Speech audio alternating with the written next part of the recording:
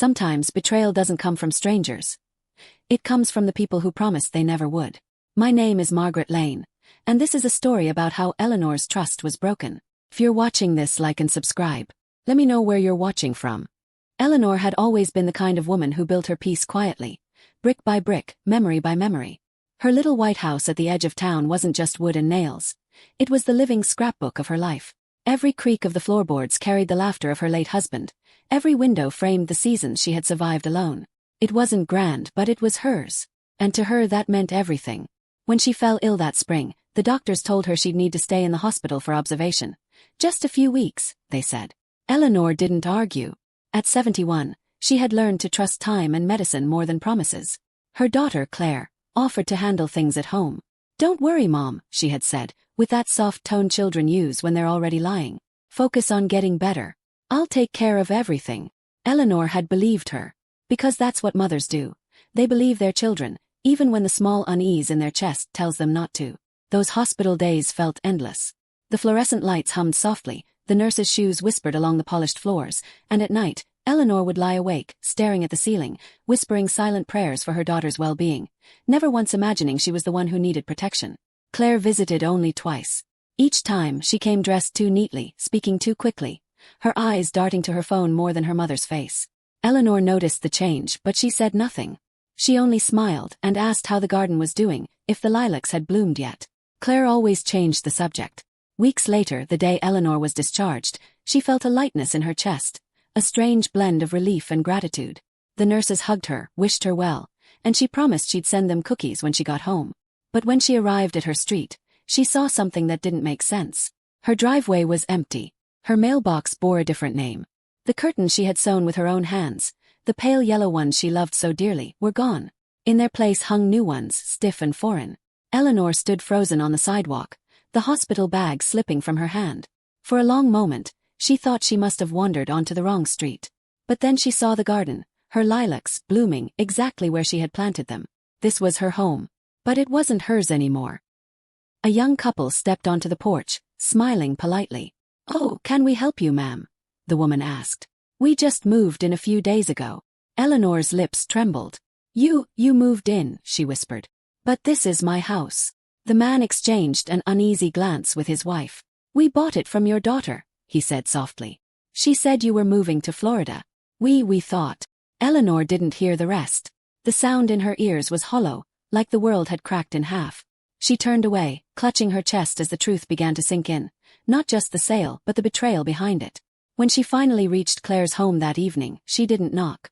She stood outside, watching through the window as her daughter laughed over dinner with her husband, as though nothing had happened. The betrayal wasn't loud or violent. It was quiet, calculated, the kind that steals your breath without ever raising its voice. Eleanor left without a word. She checked herself into a motel by the highway that night, sitting on the edge of the bed with the key clenched in her hand. The silence around her felt too clean, too sterile, and her heart pulsed with disbelief. Her daughter, her own blood, had taken everything she'd built in a lifetime. But grief, Eleanor knew, was only the first act. And under the soft hum of the motel lamp, her pain began to harden, not into anger but into resolve. She picked up her phone, opened her banking app, and saw the transaction, the proof of what Claire had done. But something else caught her eye, something small yet powerful. The account number tied to the house Claire and her husband owned, the one Eleanor had co-signed years ago when they were just starting out. Her lips curved into the faintest smile, the first one in days. "So that's how you want to play it," she whispered to the quiet room. And as the night deepened, Eleanor began to plan, not to destroy but to teach. To remind her daughter what it means to take from someone who gave you everything. Because love, once betrayed, doesn't vanish, transforms. And Eleanor was ready to show just how sharp love could become when it's been broken. Eleanor didn't sleep that night. The glow from the motel lamp cast a faint halo over her wrinkled hands as they rested on the thin sheets, her mind replaying every moment that led to this quiet disaster. Her daughter's laughter from the window, the new curtains, the strangers in her home, each memory cut deeper than the last. She'd spent a lifetime believing that love was enough to hold a family together. But love without respect, she realized, is only an illusion dressed in warmth. By sunrise, the fog outside had rolled low over the highway, wrapping the world in pale gray silence. Eleanor sat by the window with a cup of bitter motel coffee, watching the world stir awake. Her chest still ached from betrayal, but beneath that ache, something else began to form. Not vengeance, clarity, calm kind of fire. She took out her old file folder, the one she'd always kept at the bottom of her purse, filled with documents from years ago. The deed to her house, insurance forms, and tucked between them, a copy of the co-signed mortgage papers for Claire's home. Claire and her husband, Mark, had begged her to sign those years back when their credit wasn't strong enough. "Just until we're stable, Mom," Claire had said sweetly. "You know we'll take care of everything." Eleanor had agreed. Because mothers don't think of signatures as weapons. They think of them as love. Now that same signature was the key to everything. She spent the morning on calls, to lawyers, to banks, to a kind real estate agent she'd known for years. Her voice never once wavered. "Yes," she said softly. "I understand my rights. I just need to make sure the paperwork is handled quietly." Each ma'am, and of course on the other end, felt like the slow assembling of armor. By noon, the first stage of her plan was in motion. Claire didn't know it yet, but her world was about to tilt. A few days later, Eleanor drove to Claire's neighborhood in a rented car. She parked 2 houses away and watched as her daughter carried grocery bags inside. Her house, bright new, filled with the things Eleanor had helped her afford, looked too perfect. A replica of stability built on betrayal. Eleanor sat still, her fingers tightening around the steering wheel. Inside, she imagined the laughter, the comfort, the peace of a woman who thought she'd gotten away with it. That night, Eleanor sent the first letter. Typed and signed, polite, just business. A notice regarding the property's lien and upcoming sale due to unpaid obligations. A technical truth cloaked in formality. She mailed it quietly and waited. When Claire called 2 days later, her voice was high and strained.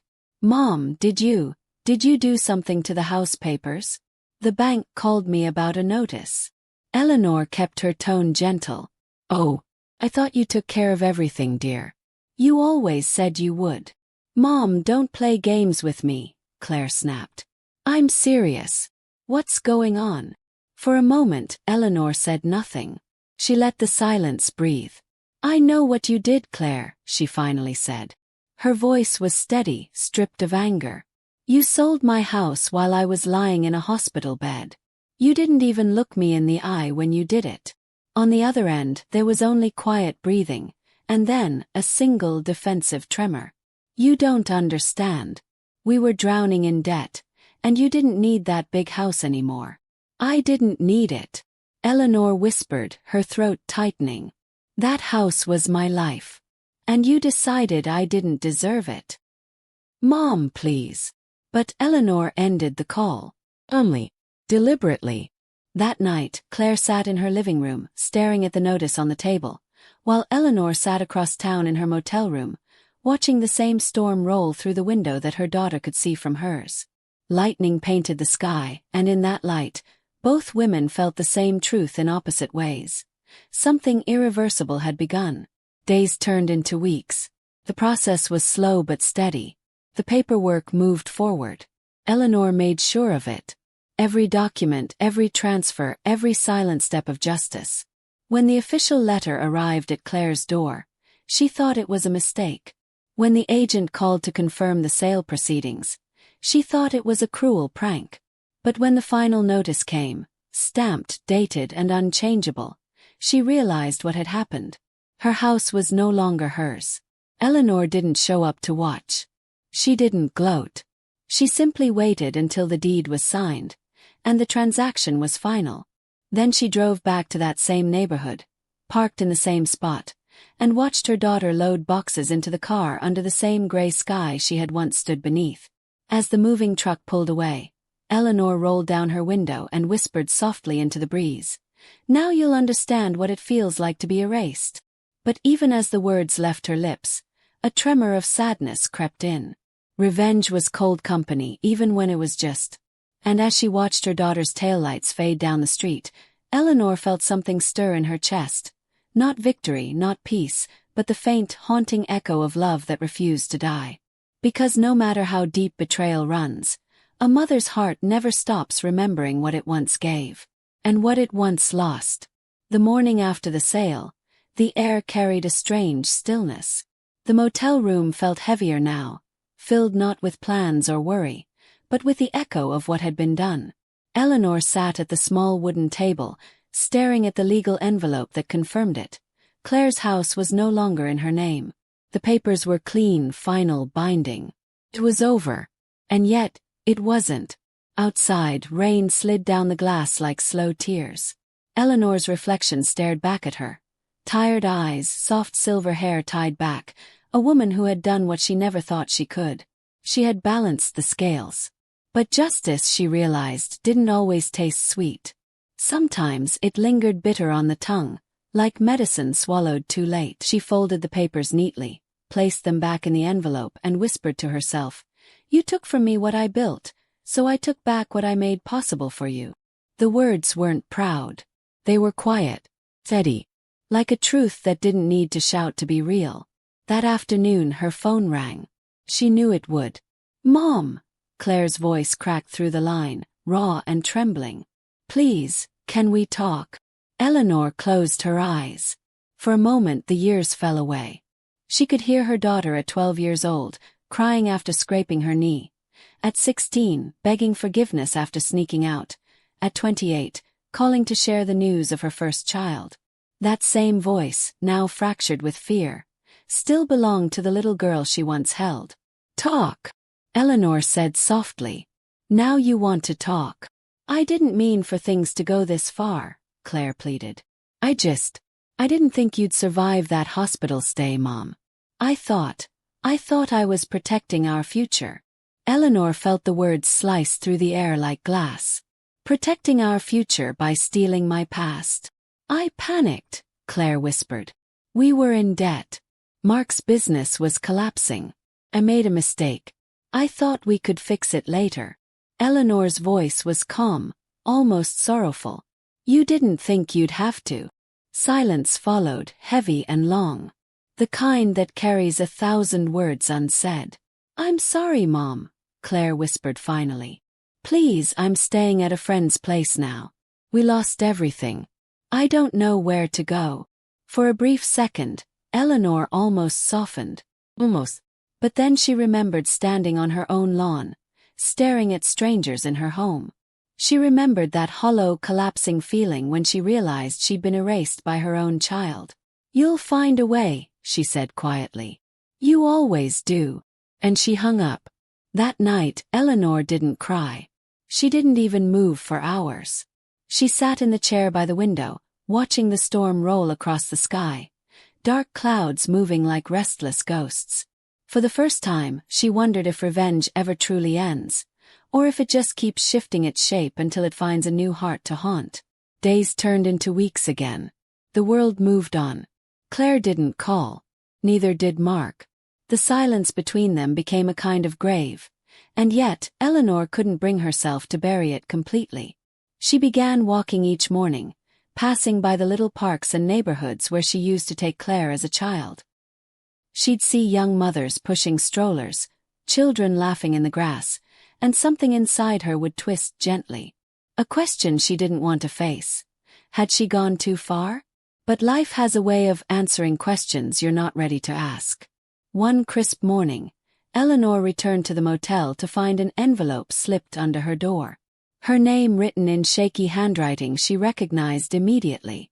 Inside was a short letter and a photograph. The letter read, "Mom, I know you probably hate me. I don't blame you. I hate what I did too. But I need help. Mark left. I have nowhere to go, and the kids, they don't understand what's happening. I'm not asking for money or forgiveness. I just want to see you. Please, Blair." The photograph was of her grandchildren. Two small faces smiling brightly at a park Eleanor hadn't seen in years. The boy looked just like Claire had at his age. The girl had Eleanor's eyes. Eleanor stared at the photo for a long time, her hands trembling. The edges blurred as tears finally slipped free. Slow, quiet, unrelenting.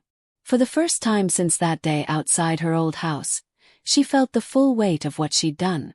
Not just to Claire, but to the children who didn't understand the sins of their parents. She stood by the window, the morning light soft and golden on her face, the letter still in her hand. Somewhere in the distance, a train horn echoed, low, mournful, like the sound of time moving forward without waiting. Eleanor took a deep breath. She knew what she had to do next. Not for revenge. Not for redemption. But for peace. Because some stories don't end when justice is served. They end when forgiveness begins, even if that forgiveness must first be given in silence. But as she packed her small suitcase and slipped the photo inside, she didn't notice the dark car idling across the street, or the figure watching her through the rain-spotted windshield. A figure who wasn't Claire. And as the engine started, Eleanor felt that strange twinge of unease again, the same one she'd ignored in the hospital all those months ago. Something wasn't finished. Not yet. The next morning, the world was painted in muted grays, the kind of sky that feels like it's holding its breath. Eleanor stepped out of the motel, her small suitcase in hand, the letter tucked carefully inside her coat pocket. Her plan was simple: take the train, find Claire, talk. Not to reopen wounds, but to at least stop them from festering. She'd rehearsed what she'd say a dozen times in her mind. Calm, measured words that could hold both truth and mercy. But as she reached her car, that uneasy feeling from the night before lingered, crawling just beneath her skin. The same dark sedan she'd seen yesterday was parked a few spaces away. Windows tinted. Engine silent. Harmless, maybe. But her instincts whispered otherwise. Eleanor paused, pretending to check her bag, her eyes flicking toward the car. The curtain of the motel window behind her shifted slightly. Someone was watching. She forced herself to breathe steady, started her engine, and drove away. But the rear-view mirror became her enemy. That car was there again, keeping its distance but never letting her go. Every turn she made, it followed like a shadow that refused to fade. By the time she reached the train station, her palms were damp against the steering wheel. The lot was nearly empty, the morning commuters long gone. She parked, got out slowly, and turned toward the dark sedan. But it drove past without pause, disappearing down the next street. Maybe she was imagining things. Or maybe ghosts don't always come from the past. Sometimes they come from debts not yet paid. The train ride was quiet, the rhythmic hum against the tracks both soothing and nerve-wracking. She held the photograph of her grandchildren in her lap, tracing their smiles with her thumb. "They deserve better than this," she whispered to herself. "We all do." When she arrived in the small town where Claire's friend lived, the air smelled of pine and rain-soaked asphalt. It was the kind of place where houses stood shoulder to shoulder like old friends sharing secrets. Eleanor followed the address written at the bottom of Claire's letter, her steps slow, her heart unsteady. The house was modest, with peeling white paint and a porch swing that creaked in the wind. Through the front window she saw movement, a child's head, a flash of blonde hair. Her chest tightened. She stepped onto the porch and knocked softly. The door opened. It wasn't Claire. A tall man with tired eyes and a cautious smile stood there. "You must be Eleanor," he said. "I'm David, Claire's neighbor. She's not here right now." "Where is she?" Eleanor asked. David hesitated. "She left early this morning. Said she needed to fix something. Didn't say where." Eleanor's breath hitched. Did she leave the kids?" He nodded. "Just for the day," she said. "I've been keeping an eye on them.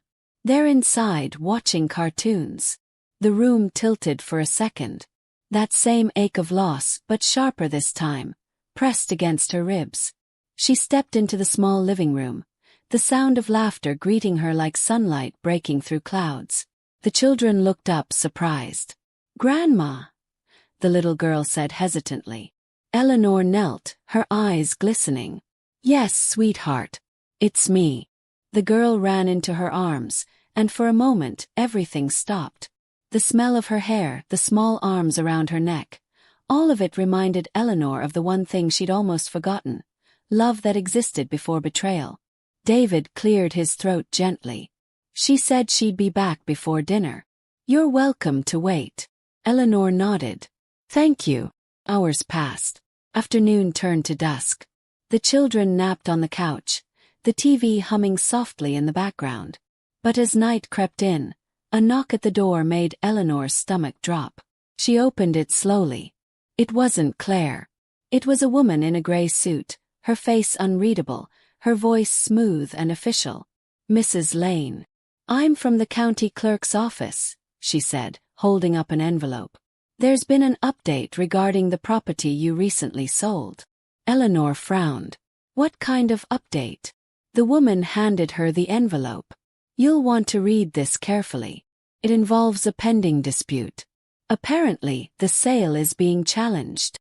"Challenged?" Eleanor's voice barely rose above a whisper. "Yes," the woman replied. "Filed under your daughter's name, Claire Monroe. She's contesting the transaction, says it was fraudulent." Eleanor felt the ground sway beneath her. Fraudulent? She's the one who... She stopped herself. The room began to spin. The woman gave a polite nod and turned away. "The hearing's been expedited. Tomorrow morning, downtown courthouse." Eleanor stood frozen, the envelope heavy in her hands. "Fraudulent. Contested. Claire." David stepped forward, concern etched across his face. "What's happening?" Eleanor didn't answer. Her voice had left her. Her heart was pounding too hard to speak. She turned back toward the children, sleeping peacefully, unaware of the storm building just beyond their small world. Eleanor sank into the nearest chair, the letter unopened in her trembling hands. She stared at the shadows gathering outside the window, and for the first time in months, she wasn't sure who the real betrayer was anymore. Because sometimes the line between justice and cruelty blurs so quietly. You don't realize you've crossed it until it's far too late. And as she sat there, her phone buzzed. Single text. From an unknown number. "You took everything from her. Now she'll take it back." Eleanor's breath caught. Outside, the same dark sedan rolled slowly past the house, its headlights cutting through the night like eyes that knew too much. The night bled into dawn, restless and gray. Eleanor hadn't slept. The text still burned in her mind like an ember that refused to die. She sat by the window of David's living room, the envelope still sealed beside her. The children stirred softly in their sleep, their faces peaceful, untouched by the storm that was gathering outside. For a moment, she envied that innocence, the kind she'd once believed her daughter still had. But betrayal, she'd learned, doesn't just age you. Takes pieces of you that never grow back. When the sun finally rose, Eleanor made coffee. Her hands trembled as she poured it into a chipped mug. The letter lay on the table, silent and waiting, as though daring her to open it. She didn't. Not yet. She wanted to hear it from Claire herself. She wanted to look her in the eye when she asked why. The courthouse was only a 30-minute drive away, but every mile felt like a reckoning. She drove alone this time, her knuckles white around the steering wheel, the same dark sedan keeping its distance in her rearview mirror. She didn't acknowledge it, she couldn't afford to. Not today. When she arrived, the courthouse loomed tall and pale against the cloudy sky. Inside, the air was sterile and heavy with the quiet chaos of paperwork and whispered grievances. At the front of the room, Claire sat, perfectly composed, her posture stiff, her hair tied back like she was preparing for battle. She didn't look up when Eleanor entered. "Mrs. Monroe," the clerk called, and Claire rose. "Mrs. Lane." Eleanor followed, her heels echoing against the tile like the ticking of a clock running out of time. The hearing was short, clinical, almost cruel in its efficiency. Claire's lawyer spoke first, words like knives wrapped in silk. "Our client asserts that her mother, Mrs. Eleanor Lane, acted out of retaliation, selling her property without consent or due process. The transaction, Your Honor, was malicious, emotionally motivated." Eleanor's lawyer countered quietly. "My client's sale was entirely legal. The property was in her name, transferred through standard channels, and cleared of any encumbrances. Any claims of malice are unfounded." Claire finally looked at her then. And in that look, Eleanor didn't see her daughter. She saw a stranger, someone sharp, cold, and unfamiliar. Claire's lips curved into something that wasn't quite a smile. You taught me how to take care of myself, Mom, she said softly. I just learned how to do it better than you. The judge's voice broke through the tension. Due to ongoing investigation, the sale is temporarily frozen pending review. Frozen. Not lost, but not hers either. The words rang in Eleanor's ears like a verdict. Afterward, outside the courthouse, the air smelled of rain again, the kind that never quite falls but always threatens to. Claire was waiting by the steps, arms crossed, jaw set. Why are you doing this, Claire? Eleanor's voice cracked, but she didn't care. You took my home while I was fighting for my life. I didn't hurt you, I just made things even. Claire's eyes glistened for the briefest moment, then hardened. You embarrassed me. You humiliated me in front of everyone. That house was mine, Mom. It was mine. It was mine first, Eleanor whispered. And you took it without asking. Claire's jaw tightened. You don't get to lecture me about right and wrong anymore. She stepped closer, her words low, venomous. You started a war you can't win.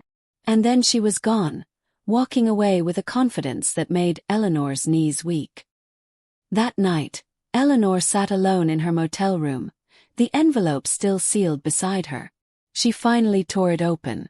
Inside was a copy of the contested claim, but it wasn't the paper that made her heart stutter. It was the note attached, handwritten in Claire's familiar cursive. You always said home was where the heart is. Let's see how it feels when yours has nowhere left to go. Eleanor pressed a hand against her chest, as though she could calm the ache that bloomed there. The words blurred. A knock at the door startled her. She froze. 3 slow knocks, deliberate, steady. When she opened it, there was no one there. Only an envelope on the floor. Inside, a photograph. Her own house, the one she'd sold, with a for sale sign ripped from the ground and tossed aside. And behind it, in the window, a figure. A silhouette of a woman. Claire. Scrawled across the back of the photo were 4 words that sent a chill straight through Eleanor's spine. You're not finished yet. Her breath came shallow. She looked out into the night, where the same dark sedan sat beneath a flickering streetlight, engine running. And for the first time, Eleanor realized, this wasn't just about houses anymore. This was about power, about control, and she was done being the one who lost everything. She closed the door, locked it twice, and whispered into the quiet, If it's war you want, Claire, then it's war you'll get. But as she turned off the lights, something shifted in the darkness outside. The sedan's engine stopped, and its door opened. Morning came with a stillness that felt almost unreal. The kind of quiet that makes you wonder if the world is holding its breath. Eleanor hadn't slept, not really. The night had been a blur of headlights, shadows, and the echo of that car door closing outside her motel window. But when the sun broke through the blinds, cutting thin gold lines across the floor, she felt something she hadn't in months. Calm resolve. The fear was gone. The grief had burned itself out. All that was left was purpose. She dressed slowly, deliberately. Soft beige sweater. Her late husband's wristwatch.